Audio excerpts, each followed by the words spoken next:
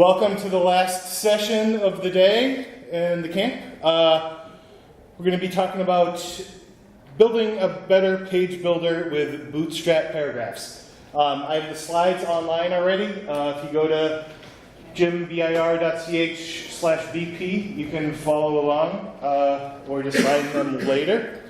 Let's keep going. Okay, my name is Jim Birch. I work at Canopy Studios, an awesome distributed agency with a very talented, diverse group of developers and designers. We're always looking for good talent, so if you are in the market for an awesome agency, check us out. Today we're going to be talking about the Bootstrap Paragraphs module. The Bootstrap Paragraphs module provides a suite of content and layout paragraph bundles made with the Bootstrap front-end framework. So it's a layer on top of the already existing paragraphs module. Is everybody here familiar with paragraphs? Most of you? Okay. What's the goal? To build a better page builder. In this day and age, content editors want to be able to build cascading, dynamic pages different from each other, lots of different components. I'm sure all of us have been to a half a dozen component talks today. Once you have all these components, how do you put them all together? And that's what we're going to go through here. Paragraphs. It's a contributed module to Drupal that allows you to create, administer, and display customizable content components. I started using paragraphs when I was presented with a design that had different widths for content elements. The designer explained to me that good typography is between 60 and 70 characters wide, not as wide as your screen can go. But they didn't want their images and videos to be limited at that width. So I started exploring options and I found paragraphs that I could define the width of a text paragraph and I could define a different width for an image paragraph. It allows you to create more structured content. So if I know something's a video or an image, I know something is a author content type or a text content type, I can structure it that way. And I've been frustrated with text editors, WYSIWYGs, since I started in 1997. In Drupal, media now is amazing, but it was always buggy getting it into the CK editor in Drupal 7. And if I do know it's structured content, I can add semantic markup like schema.org JSON LD if you came to my earlier session today. And then easy to administer layouts. With this we can have multiple columns, we can drag and drop reorder rows, we can add these heroes and slideshows and put different pieces of content in each other. So I built these components using the Bootstrap framework. Everybody familiar with Bootstrap? It is a front-end HTML framework, HTML and JavaScript, that basically gives you a bunch of pre-configured stuff. It is the most popular front-end framework in the world. It powers about 25% of the web, whether that be Drupal, WordPress, anything else. And it's mobile first and responsive. I use Bootstrap because of the core functionality. It has a great responsive grid. These themable content components. Has a very readable typography base, so I don't have to go reinventing the wheel on every single site. It is really well documented. It started out as an internal project at Twitter and kind of spiraled from there. Standardization on things that have documentation helps developers become more productive. Onboarding new developers becomes a lot easier.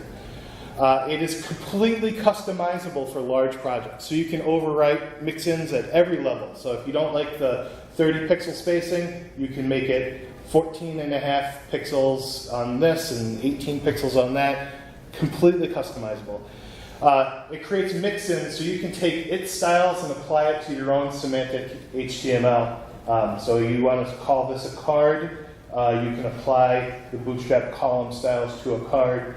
You can have your semantic markup still using its CSS and JavaScript. And then it just provides you best practices for small and low budget projects.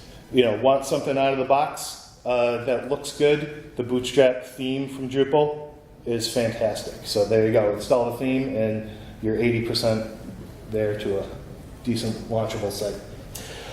And like Drupal, it's open source using the MIT license. You find something you don't like, you find a bug, you can go contribute it back to the project on GitHub. Okay, so if you're already using paragraphs, how many times have you built a 3-column paragraph or a text in an image paragraph or a slideshow? And how many times have you built it just a little bit differently? That's what the impetus to get this module started for me was, that the first couple Drupal 8 sites I built, I was building the same thing over and over again. I'd go back to the first project and realized I built it just a little bit different than the project I was working on then. If you're not using paragraphs, you can install this module and get the suite of content components that it installs right away. And you can start to see the power of the paragraphs module and what you can use it for your own needs. Okay, so the strategy. I wanted to create a module that would give us the basic paragraphs that every site would need. That 80-20 rule, I wanted to create out of the box, bang, here's 80% of the work that needs to be done. I wanted to create base templates in CSS that could be included with any theme that has Bootstrap. It doesn't have to be the Bootstrap theme, it's just any theme that has Bootstrap framework included. I wanted to harness the power of entity reference revision fields to nest paragraphs. So paragraphs module comes with a submodule called entity reference revisions, which means I can reference other pieces of content in their current version inside of each other. So that's how I can put an image in a text paragraph in columns, or in a slideshow, or in a carousel. Very nice to do. And then have global width and background color options. So once we have all these components, assembling them on a page, making them wider, smaller, giving them different backgrounds. My inspiration, my final aha moment came at a Drupal event like this up in Minnesota 2 or 3 years ago now. Les Lim and David Needham, 2 great guys from the Midwest Drupal community, gave a presentation on using paragraphs to weave a beautiful content tapestry. And I'm sitting in this presentation, much like you guys are now, and I was just like, I know all of this. I am so smart. Blah, blah, blah. And then they came up with the idea of, just a slide, and they said, you should think of your paragraphs as content paragraphs and layout paragraphs. And then that other 20%, those are the ponies. So I'm going to try to handle the content and the layout, and the ponies are up to you guys. So the global settings. Every paragraph, no matter what, should have width and background settings. And the widths, we're going to keep it simple. We're going to narrow it down to 5. And I don't use the Bootstrap nomenclature. I don't say call SM2. Are your slides going to be available afterwards, or should we? They are available right now if you want to follow along. Yeah. No, that's great. Yeah, jimbir.ch/BP. So I'll tweet it out too. I didn't use the Bootstrap names for the columns. Instead, I defaulted to English rather than call SM2 and call LG5. Just say tiny, medium, wide, and full screen, I think. And then background colors, I chose a bunch and a bunch of variations. So here's the widths. If you are familiar with the Bootstrap class names, I do a 4 and I offset a 4, which means it appears in the center of the page. So if I do have a tiny piece of text, I want it centered in the middle. Also good for forms. If you have C-form fields that go this wide, it's kind of overwhelming to users. The offsets just center everything on the page. Tiny, narrow, medium, wide, and full, names that content editors can understand. And that's what it looks like. So same image at 5 widths going down the page. Background colors. In addition to the colors I included, I also add empty fields for primary, secondary, success, all those standard Bootstrap colors. So good for you to add your own theme colors in. And those are the colors that I've included in the theme. Okay, so let's start going through the bundles. We have our content bundles. The text I've mentioned a bunch, image, blank, blocks, views, forms, and then I hope to add media this year. So we'll go through each of those. The layout bundles are columns, carousel, accordion, modal, and tags. And this is really where the Bootstrap framework gets implemented into the bundle. Inside of these bundles, we're just referencing those content bundles. Okay, so the simple is just what you would expect, a text field. You'll see the first settings, the background and the width, those are going to be on every bundle, and then boom, text. An image, we have an image field. We make the alt text required for accessibility, and then down at the bottom here, it kind of gets blurred out, but there's a link field too. So if there is a link in the template, we link out to whatever it is around the image. A blank is a empty, editor-less field. And I use this for things like JavaScripts, embeds from other services, so like MailChimp forms or Pardot or Marketo scripts that you have to put in there. This is a security risk, allowing anybody to put anything in the database, so use it sparingly. You can turn on the Paragraphs permission module to not allow people to use this. But if your editors need something like this, it is good to have. Drupal blocks. So out of the box, Drupal has blocks that we can use. We can now render them in line with our other paragraphs. We can also render custom blocks, but I don't know what your custom blocks are yet. So we'll go later in the presentation, we'll copy this and extend it for your custom blocks. But we can render these blocks right now. The ones on the left, we can inline anywhere in the content. So we could put a menu right in line with other pieces of content. Tabs or status messages, site branding, powered by Drupal, we could put that all in our content. The ones on the right don't work because they don't have field formatters to present them this way, but they could eventually have it. So it'd be cool to come up with a blank page someday and we can just put anything anywhere we want using the Paragraphs module. We could put breadcrumbs or menus or anything else. I've only ever used this to put a menu in like a subsection of a page, but I see the possibilities are completely blank slate. Views. The Views paragraph bundle uses a field from the Views reference field module that allows us to input a view inside of any of our paragraphs. You can even pass an argument to it.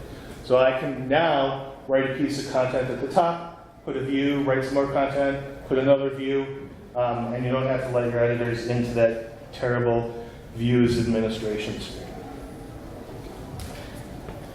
Okay, so with the layouts, we have 3 different layout or column bundles. 1 that is even and 2 that are uneven. The even column allows up to 6 pieces of content. I found anything more than that was very squished. And it distributes it evenly. So if you put 2 things in, it'll be 50-50. If you put 3 things in, a third, a third, a third, and so on. Then we have 3 column and 2 column uneven. These allow for 2 and 3, or 3 and 2 respectively, and they have an additional setting that allows you to change the styles for that. So here's what that looks like. Here's the equal 2 columns with different widths going down the page. You know, if you did 2 column but full width, it would be full width, but I kind of use this most of the time when I build sites. Here are the 2 column uneven. This has basically quarters and thirds as their defaults. So you can see 3/4, 1/4, 2/3, 1/3. and so on.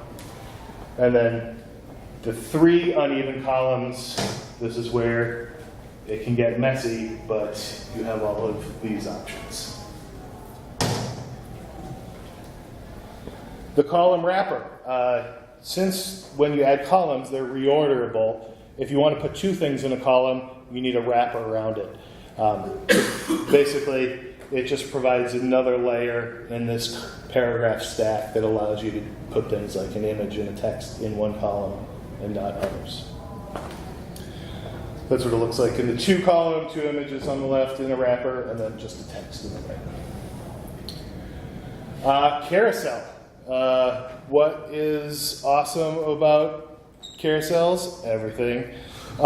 So you can put whatever you want in a carousel. The carousel has a carousel slide content type, and inside of that you can put images, columns, and then inside the columns you can put things like images and text, and then and then more things. The only thing you can't put in there is another carousel, because that would be bad. But you can, with the Bootstrap Paragraphs module, put all the carousels on the page. You can have as many carousels as you want.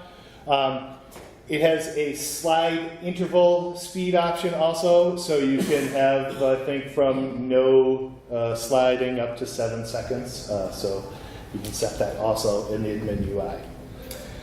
Accordion, this one is probably more functional than the carousel, or better to use. Allows you to just hide content, uses the Bootstrap collapse JavaScript. This has a tab section paragraph type that is only available to the tabs paragraph.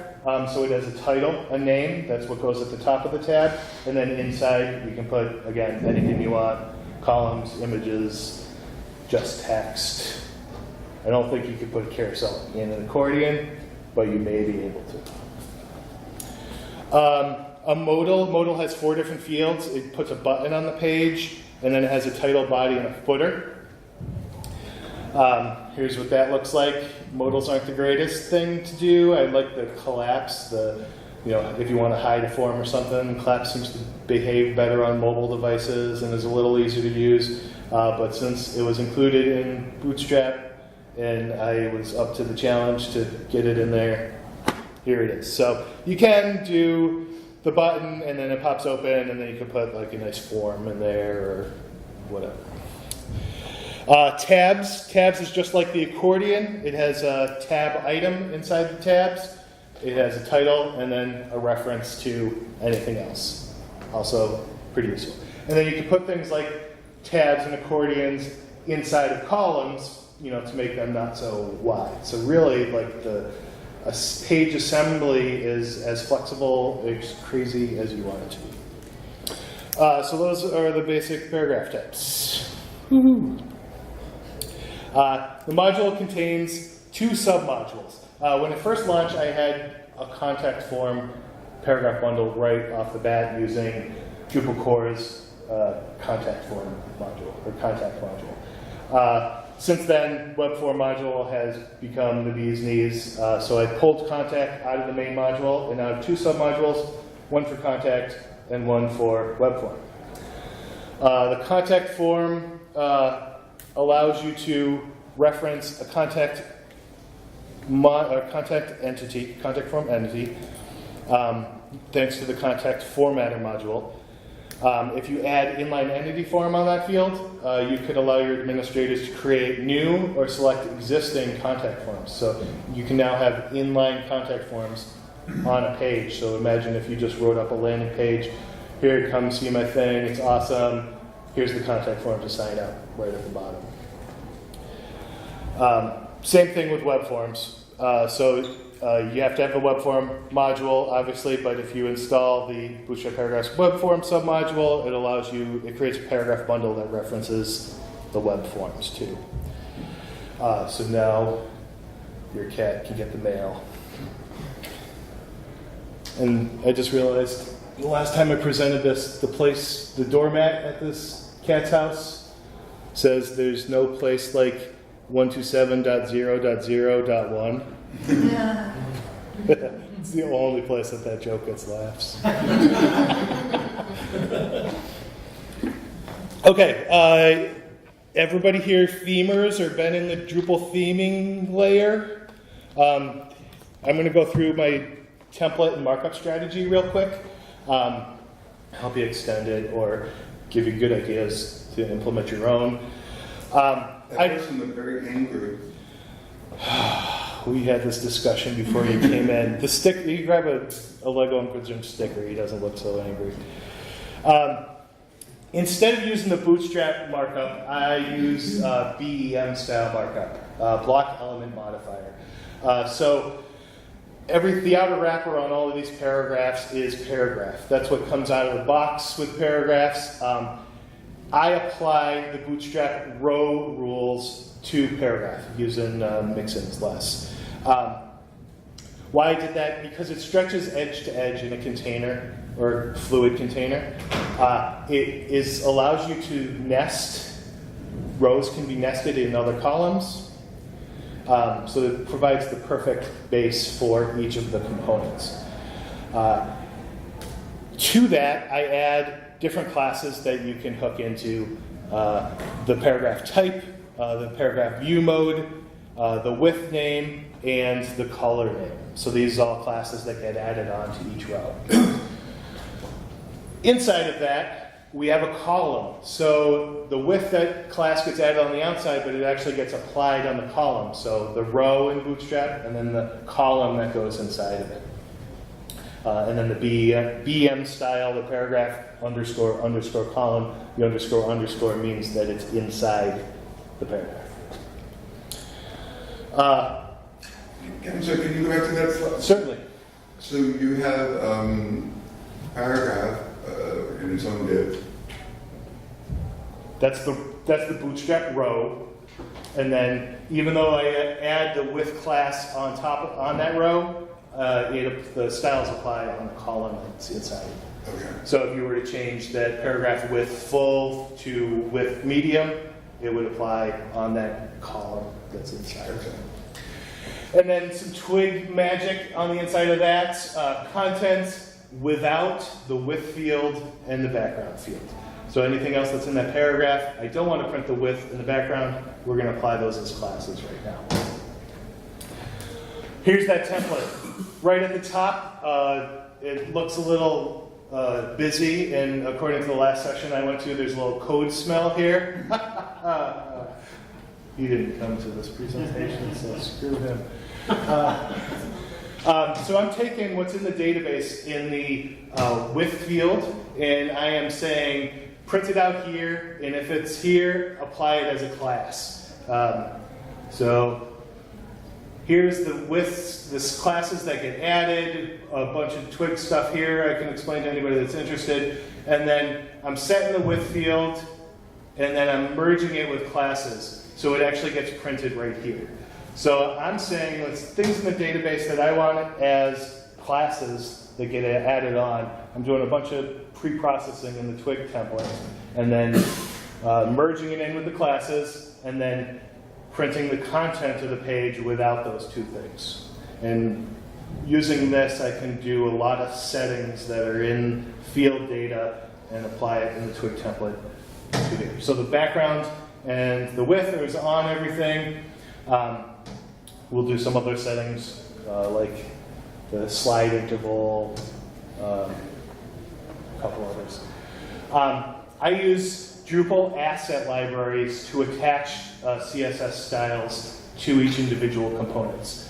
So the base of each template is that Bootstrap Paragraphs library. So these are all the things that would get used on every single paragraph. I have a second command that goes in that default template that says, if it's a columns paragraph bundle, include this one. And then every other paragraph type, the accordion, the modal, carousel, they all have their own individual libraries, and they only get pulled in when the carousel or the modal gets used, respectively. So that extra CSS and JavaScript only gets loaded on the page if you actually use it. And here's what those look like. So on that tabs template that I have specifically the tabs, it loads the paragraphs, Bootstrap Paragraphs library, and then it loads the tabs library. I have a question. Shoot. Sorry, when somebody creates a library that's like privately like given to a point that like for that, can you override that library? Yes. Yes. Yes. So the library is loaded in the modules template folder. Your theme has hierarchy to the module. Thank you. Mm-hmm. Oh, and here's the modules libraries folder. And the top one is that main Bootstrap Paragraphs library. The second one, the accordion, you can see here, it loads just the accordion CSS. And what it does is, it says that I don't want it to be pre-processed, but it is minified. So Drupal on the page load, it pre-process. If we were to just load this library, it would pre-process it and mix it in with your other CSS. So basically, the point of keeping it all separate would be null and void, because that page load would re-render all of your CSS to include it in that big lump. This actually just adds it in as an additional file. So that original big dump of minified concatenated CSS isn't touched. This is just an additional file that's loaded on this page. And in a Web 2.0, not a Web 2.0, HTTP2 world where things are flying around and there's no penalty for different calls, that really helps speed up delivery. Okay, and then bonus round. In order to have the colors go all the way to the edge, we want just 100% column container, but that can really mess up when your other things on your content type, like page title, are in there. So in my theme, I usually make another region called structured content, and I say, no padding or anything on there, and just go with 100%, and then I'll put just that field in that region. So my main page content, that structured content field, that loads the paragraph I want there, but everything else, like an image field or a page title or tabs, I have in just a regular content region.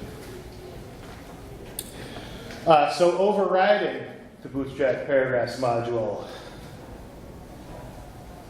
you can customize it in your theme after you've installed it. So once it's installed, it installs using Drupal config. You get the paragraph bundles in all the fields in your database. Now, once it's in your database, you can export it, and it's your configuration. So if you were to go into the accordion paragraph bundle and make some changes or add a field, you would own it. The CSS and templates, your theme has a higher priority than the module. So you could actually copy all the templates over, rewrite them in your theme, you're good to go. In fact, you can install this module, get all the good stuff, and then uninstall the module. And still keep all the functionality. To do that, you'd have to move the attached library calls, the templates, from the module to your theme, change the attached library to libraries of your own, move the CSS files and call them from your themes library file, and then you're playing them off, keyboard cat. So let's build a module on top of this base, or another component on top of this. We talked about it earlier. We created a Drupal block bundle in there. Now let's create a custom block. So if you have a custom block type, you can create another paragraph bundle that references it. In this case, we're going to reference the awesome block. So you create a new paragraph type called awesome block, or whatever your name is. In that paragraph, add a couple fields. The first one is an existing field, the background field. No configuration necessary. Second one, the width field. Again, no configuration necessary. You're grabbing all the settings. And then The third, you're going to create your content field. So adding a new field, you select a reference field, and then other. And then the type of item to reference, you want the custom blocks of Drupal. And then on the next page, you pick which custom block you want to reference. Unlike most things in Drupal, you have to select something. If you selected none and it was in there, that would be great, but for some reason blocks, you need to know the custom block type so Drupal can find it. But you could select multiple, so if you had multiple custom blocks you made for your site, you did this. If you're creating entities in other ways, using ECK or just programmatically, you could use a similar thing. You could do this with node reference fields too. So if you had an author content type, you could make an author paragraph bundle and reference it here. Basically anything that can be referenced, you can use this with this field inside a paragraph type. In the display of the custom block, copy the settings from the other ones. We print the key of the background and field that turns it into the class. And then we have the rendered entity of the awesome block. And that's it. So, how did I build this? Basically, this is mostly config and a couple templates in CSS. Basically, everything I've done in front end. I'm not a module developer by trade. I just did all this stuff in theming and kind of packaged it up in a module. So my process now is to actually think about when I'm building something for a client, how can this be reusable? Like if I'm going to build a location or a blog or a article type or a press release type, can I build this in a way where I can make it and have it reusable for the next project so I don't have to build it all again? So I'm going to go through the steps on how I did that. My first step is to spin up a blank Drupal 8 install on my favorite hosting platform, Pantheon, but you could do it on a local site or an Acquia site or whatever or a local sandbox, but not client related, just blank Drupal. You don't want any influence in there. Start building your components, and once you have your functionality needed, create a module structure. If anybody's using the Drupal console, there's a command, which is magic, where you can just say, build me a module robot, and it'll say, ask you questions, and you can go through. Or you can just copy another module and erase it and change it all to your names.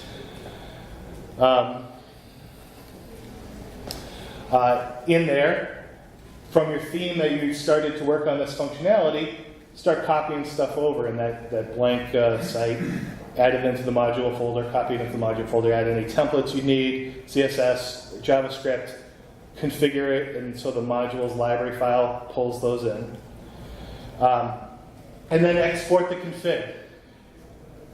Config in Drupal 8 is amazing, and it's really easy to read once you start to look at it. When you do export it, you need to delete things that you see that are called UUIDs. That makes it unique to a site. Yes? Do you remove the label as well as the hash? Yes.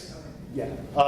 So that makes it generic. There's even a Drupal console command that says you can export config, and there's a flag that says don't include it at all. I personally like to export it and then go and get them out manually so I can just make sure I'm including everything. If you look at your top level component, so like this is a node, a blog post node, that config dependency tells you everything you need for that.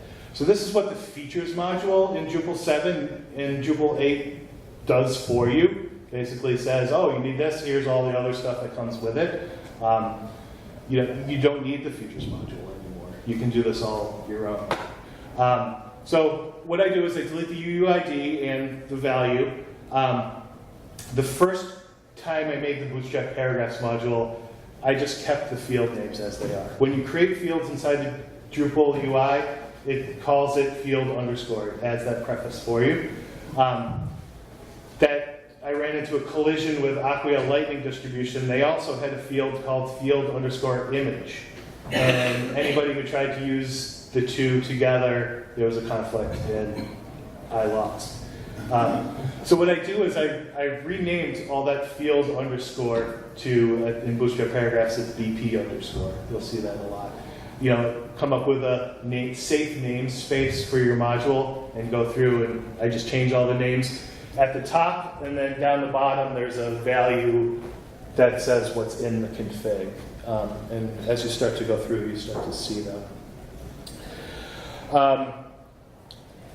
There's one function, there's one PHP function that I had to write to make all this work, and it's hook theme. And it basically says, hey Drupal, look over here for these templates.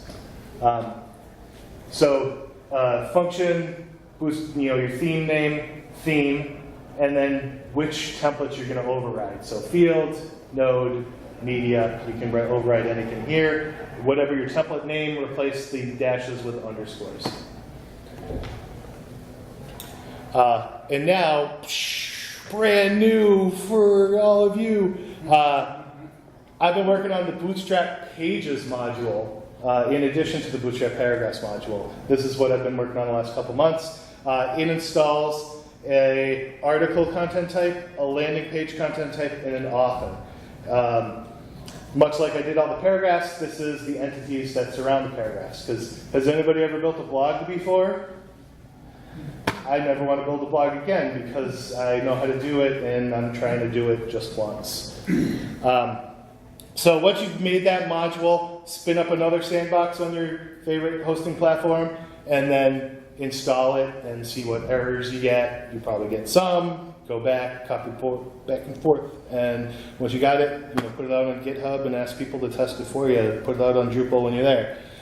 The Bootstrap Pages module, those three content types, and the config that comes with that is not just the content type and fields, but it's also the meta tags and the schema.org meta tags that come with it.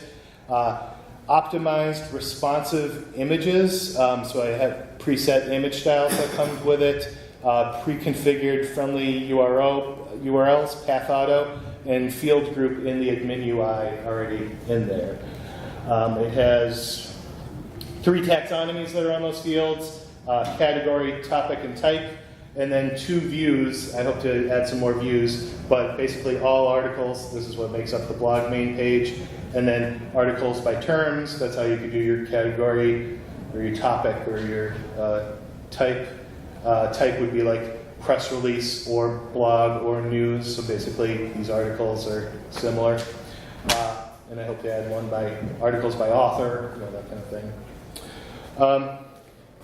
So that's it. Let's finish up. Using frameworks ultimately benefits productivity, whether we use Drupal, Bootstrap, Paragraphs, a module that you assemble like this. And that's what I was trying to achieve while I was building this module. You can also take this approach with other front-end frameworks or scripts, whether you use Foundation or Singularity Grid or just like straight-up CSS Grid. The split carousel, you don't have to have this big crazy module to install just a small little JavaScript carousel thing. You could create a paragraph bundle that installs it. Yesterday I saw Jason Palmatello talk about variable fonts. He made a paragraph bundle that just lets you play around with a variable font and change the sizes and stuff. So there's a lot that you can do in here and abstract it so we can reuse it and have it as a base that you can use it over and over again. And that's it. Slides are there online. I also have a demo site at bp.jimbirch, and you can check out all the functionality there.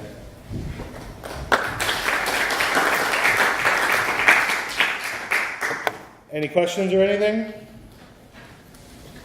What version of Bootstrap is it?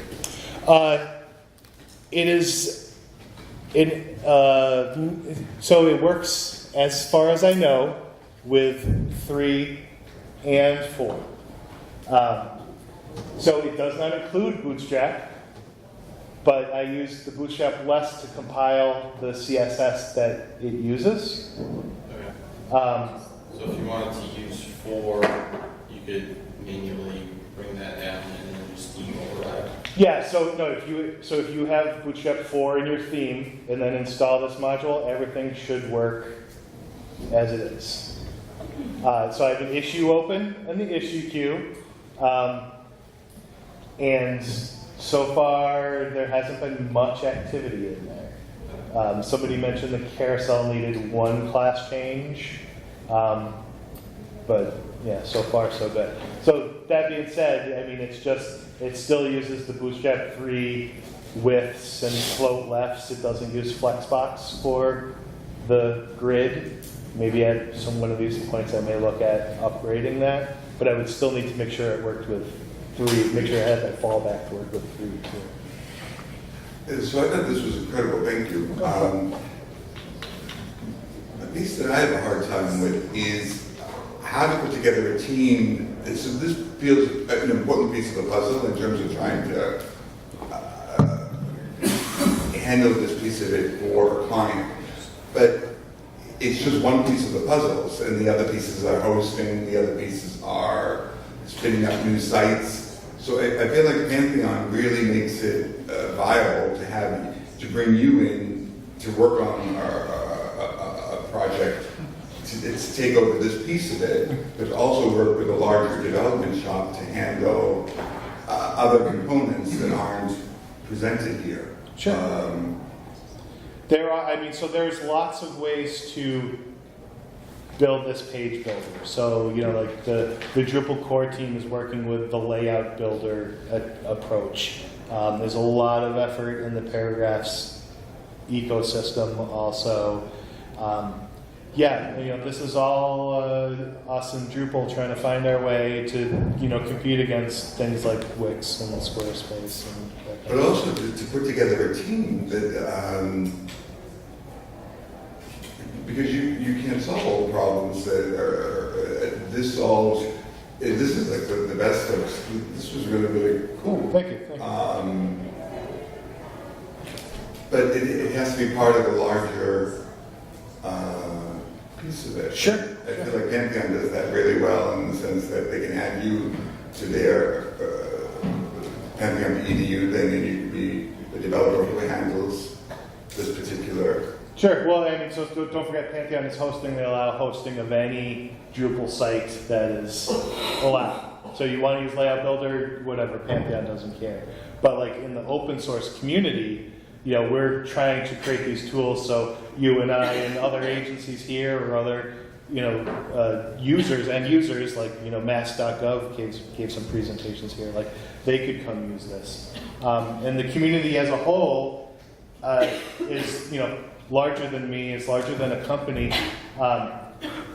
One of the things that has happened in the issue queue is somebody from the island nation of Cyprus came and said, I love this module, however, it doesn't work with Drupal translation. And I've been working in Drupal for 5 years, and I have yet to start a translated site. So I didn't know anything about it. They contributed some patches back. They helped it work with translation. Fantastic. Yeah, so that's a great comment. yeah. That's a really great comment. I mean, so yeah, I think we're a level back from turning it into a viable business. We're just trying to create tools that help us all, basically. Are you familiar with the Open Atrium distribution? In Drupal 6. 7. No, I think I used it in 6. And it's a different world. I mean, the 7 one is identical to this.